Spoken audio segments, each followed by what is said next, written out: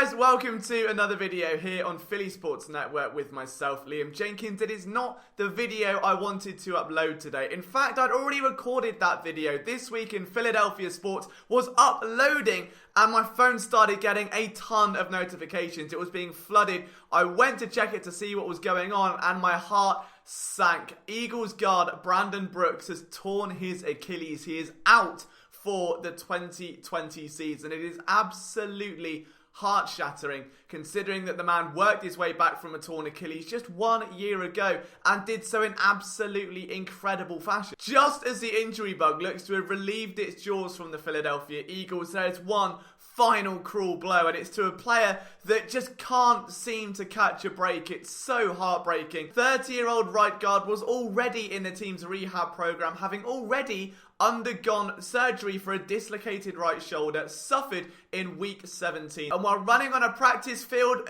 able to work out at the Novacare complex, Brooks suffered a non-contact injury and tore his other Achilles. It is his third major injury in less than 3 years during his time with the Philadelphia Eagles. And it's so upsetting because the man arguably is the best right guard in football. He was given a meaty contract extension in the heart of last season, with the Eagles giving him $54 million, $30 million of which was guaranteed. And now it's back to square one. He missed 0 games until week 17, having worked his way back from another Achilles tear that many thought would keep him out for a fair chunk of 2019. It didn't. Brooks bounced back, he worked his ass off to get on the field, and he ended up putting up a ridiculous season. He graded as PFF's highest rated guard. He was paid as the highest paid guard in football. Through the opening 9 games last year, he had a 93.4 Pro Football Focus grade. And there is just nothing to dislike about Brandon Brooks. He works hard, he's very open about his mental health, and is so inspirational on that front for so many young men and women in the city of Philadelphia who may now feel the confidence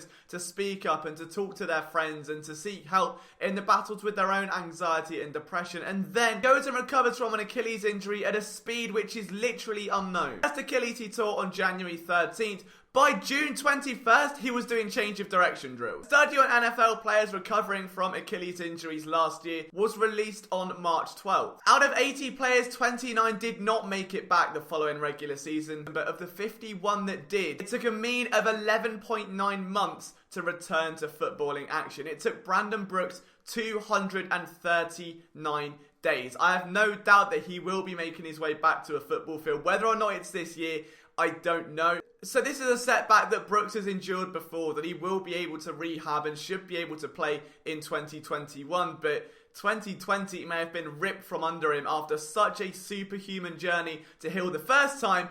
He's now going to do it all over again. As far as where the Eagles go from here, I mean, they do have Matt Pryor waiting in the wings, the TCU product, who has played at every spot along that TCU offensive line. Actually stood in for Brandon Brooks when he went down with injury in week 17 and held his own. I thought he played very well. There will be a film room coming on him. I think he'd be the shoo-in. There is obviously the option of Jason Peters. There are guys like Sua Opeta, and obviously you've now signed Jack Driscoll and Prince Tega. Perhaps those guys could be on the outside looking in, but we will have more of an in-depth analysis on the candidates to replace Brooks coming up on Wednesday. So the format now is going to be This Week in Philadelphia Sports tomorrow, then we're going to have the Brandon Brooks focus and a film room later in the week. But this is just a heartbreaking injury from a player that gives so much to the community, that inspires so many fans, and whose play on the field is genuinely that of an Iron Man. Like, you cannot fault Brandon Brooks for his hustle, his drive, his production, his absolute tenacity to get back on the field and overcome any setback phase. We are all thinking of Brandon Brooks right now, and hopefully he can make a full recovery and get back to his very best, because when he's at his best, I don't think there is another guard in football that is any better, and that much is for sure. But guys, thank you for taking time to watch this video. I know it's not the one we all wanted to see today. Enjoy